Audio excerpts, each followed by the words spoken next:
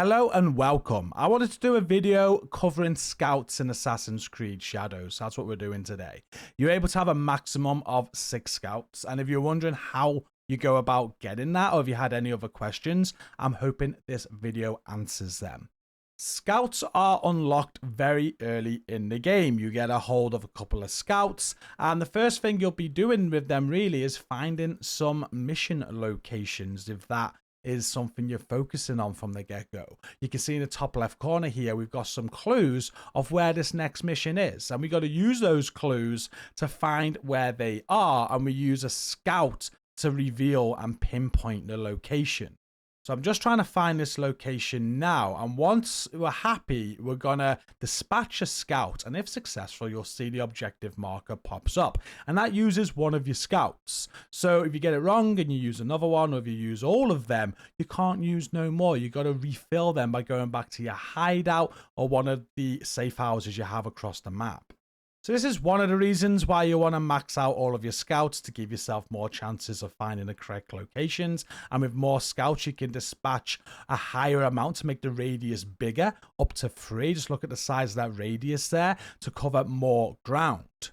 But scouts are not just for scouting out objective markers. If you are getting up to no good in regions and you get a wanted mark against your name, you can use scouts to clear that. It takes 2 scouts to clear it, and then you're free to run around again. But better yet, scouts can be used to pick up any stockpiles that you find. You can smuggle resources, and what this does is at the end of a season, once a season changes, these resources will be added to your hideout. So you want to mark as many of these stockpiles as you can, and do this every time the season changes.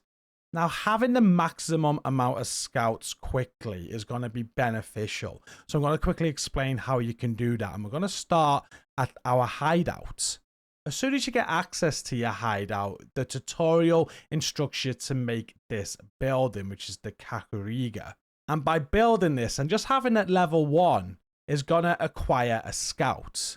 But as you progress through the story, you are going to be able to purchase a study. And I highly recommend that you do this as soon as you can, because when you do place a study down, you'll get another additional scout.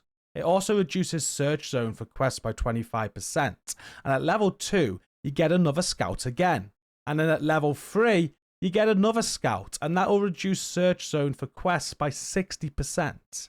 And that is how you can get 4 scouts just by upgrading your hideout. And one more thing worth looking at is the stables. This is another building that you'll get when you get your hideout, and you'll have it at level 1. And this is what allows you to get stockpiles that I spoke of earlier, and it costs 2 scouts to do it. But as you upgrade your stables at level 2, stockpiles will only cost 1 scout, which is great. It allows you to get more stockpiles when you are having a looting session. And then at level 3, scouts smuggle 20% more resources from stockpiles.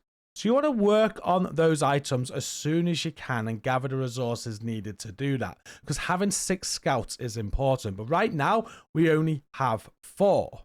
And that is because there's a little side quest right outside your hideout. If we zoom in, you're going to find it around this area here where the water is. It'll be marked on your map anyway. I have already done it, which is why it's not there. But you interact with 2 people and they become your final 2 scouts, making sure you have 6 scouts. And just one more thing before we enter the final stages of the video. If you really don't like the pathfinding method where you got to use scouts to find objective markers, if you head to your options and go over to gameplay, you can turn this off. It's guided exploration mode. And if you turn that on, rather, what this will do is just give you the objective markers. It says how it streamlines the exploration for you at the cost of removing and modifying intended gameplay elements. And some trophies cannot be unlocked in guided exploration mode. So if you do like trophies or achievements, it might worry you with turning it off. But don't worry about that as long as you've got this trophy or achievement, the scouting mission one. It requires you to gather information using a scout. So if you turn it off from the get-go, this is what they mean. You won't be able to get this. But once you've got this, which you'll get very early on in the game, if it is annoying you, you are free to turn it off. It won't affect any more trophies or achievements.